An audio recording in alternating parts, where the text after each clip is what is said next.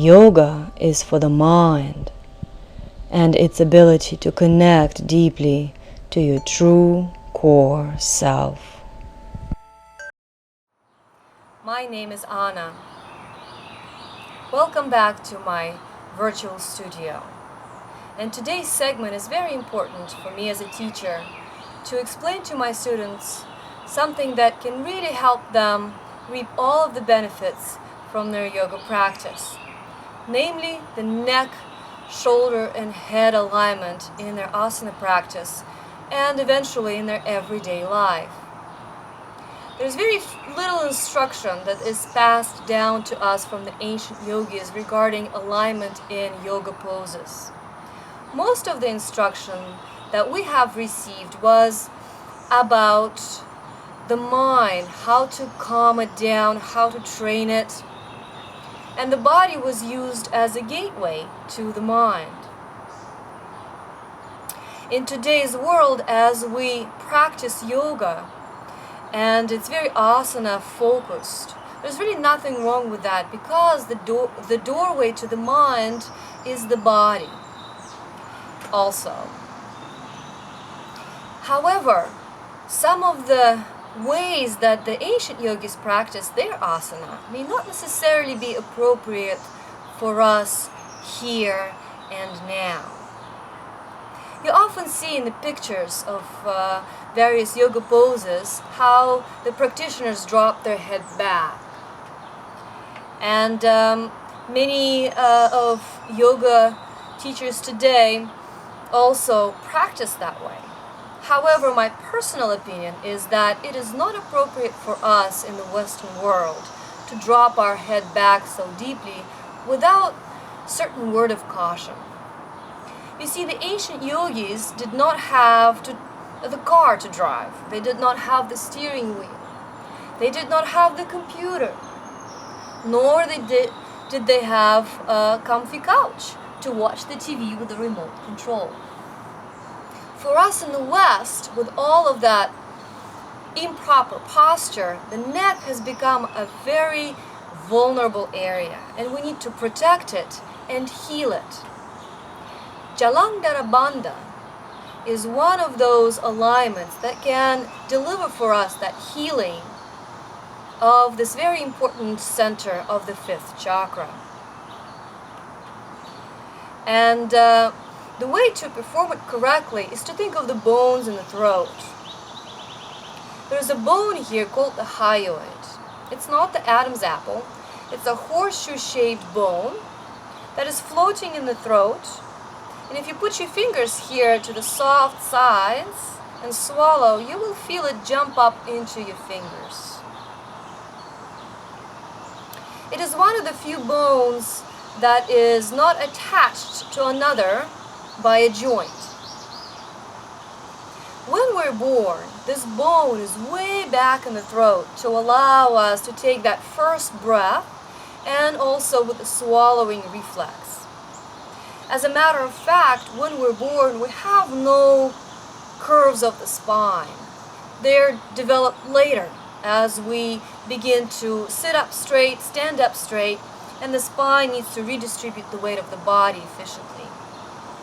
However, the stresses of our lives are such that our posture becomes distorted. The eyes are strained looking forward, and with the head forward, shoulders hunch, and the hyoid bone becomes really exposed, almost falling out of the throat. The jaw has a lot of tension in it.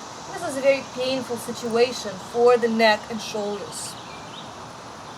If you drop your head back any further, you're really compressing the vertebra in the neck, and you're also literally choking yourself, restricting the breath. If you move from the hyoid bone back and up, you're realigning the ear over the shoulder. You're opening the back of the throat for proper ujjayi breath, and it hits just the right sweet spot in the back palate to help you create that soft, smooth noise of the ujjayi breath. It lifts the chest. It tones the abdominals naturally. And we all could use some of that natural abdominal tone in our asana and in our daily lives. And it helps to relieve the tension in the back of the neck, the head, and the shoulders. Now, the full Jalandhara Bandha is not what I'm talking about. That is better saved as a separate practice, and you need to find an experienced yoga teacher to teach you how to do the bandhas correctly. You need to be really prepared for them over a long period of time. However, just the hint of the lift through the hyoid bone back and up through the crown of the head. You often hear me in the class instruct this way, a little shorthand, reach through the crown of the head. What do you mean? Reaching what? The hyoid bone. Reaching where? Through the crown of the head, while at the same time relaxing the jaw.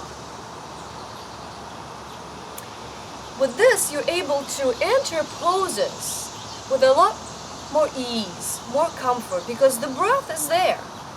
Full diaphragmatic breath in any yoga pose you do enhances your experience, allows the prana to build. Now, as the prana builds and the overall energy in the body is lifted and accumulated,